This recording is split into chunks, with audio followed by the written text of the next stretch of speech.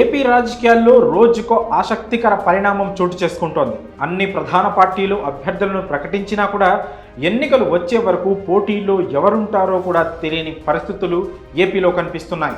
వచ్చే ఎన్నికల్లో గెలిపే లక్ష్యంగా అధికార పార్టీ వైఎస్ఆర్సీపీ ఎన్నికల సమరంలో దూసుకెళ్తోంది. అలానే టీడీపీ జనసేన కూటమి కూడా ఉమ్మడి అభ్యర్థుల తొలి జాబితాను ప్రకటించింది. దీంతో పలువురు నేతలు ఇరు పార్టీలపై అసంతృప్తి వ్యక్తం చేశారు. అంతేకాక కూటమి ప్రకటించిన పలువురు అభ్యర్థులపై ఇరు పార్టీల నేతలు కార్యకర్తలు అసంతృప్తి వ్యక్తం చేస్తున్నారు. ఈ క్రమంలోనే ఓ టీడీపీ అభ్యర్థి పోటీ నుంచి తప్పుకుంటున్నట్లు సంచలన నిర్ణయం తీసుకున్నాడు.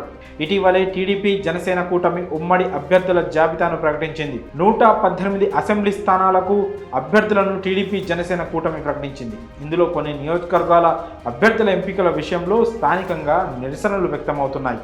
అలా వ్యతిరేకత వస్తున్న నియోజకవర్గాల్లో ఉమ్మడి పశ్చిమ గోదావరి జిల్లాలోని పి గన్నవరం నియోజకవర్గం ఒకటి. ఇక్కడ టీడీపీ అభ్యర్థిగా సరిపెల్ల రాజేష్ అలియాస్ మహాసేన రాజేష్ను ప్రకటించింది. అయితే రాజేష్ అభ్యర్థిత్వాన్ని స్థానిక టీడీపీ జనసేన నేతలు తీవ్రంగా వ్యతిరేకించారు.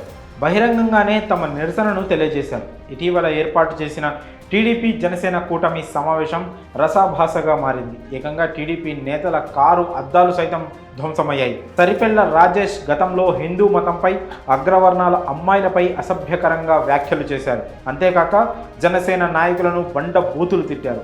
ఈ వీడియోలు సోషల్ మీడియాలో తెగ వైరల్ అవుతున్నాయి. ఇలా రాజేష్ గతంలో చేసిన పలు వివాదాస్పద వ్యాఖ్యలు సీటుకే ఎసరు తెచ్చాయని వార్తలు వినిపిస్తున్నాయి. రాజేష్ను అభ్యర్థిగా తప్పించకుంటే తామే ఓడిస్తామని స్థానిక టీడీపీ జనసేన నేతలు కార్యకర్తలు హెచ్చరించారు. రాజేష్ ప్రచారానికి వెళ్లిన ప్రాంతాల్లో కూడా తీవ్రంగా నిరసనలు వ్యక్తమయ్యాయి. ఆయన గతంలో చేసిన వ్యాఖ్యలపై అన్ని వర్గాల వారు తీవ్ర అసహనం, ఆగ్రహంతో ఉన్నారు. ఆడపిల్లలను కించపరిచే వ్యక్తికి టికెట్ ఇస్తే ఎలా గెలిపిస్తామంటూ పి గన్నవరం టీడీపీ జనసేన నేతలు అంటున్నట్లు టాక్.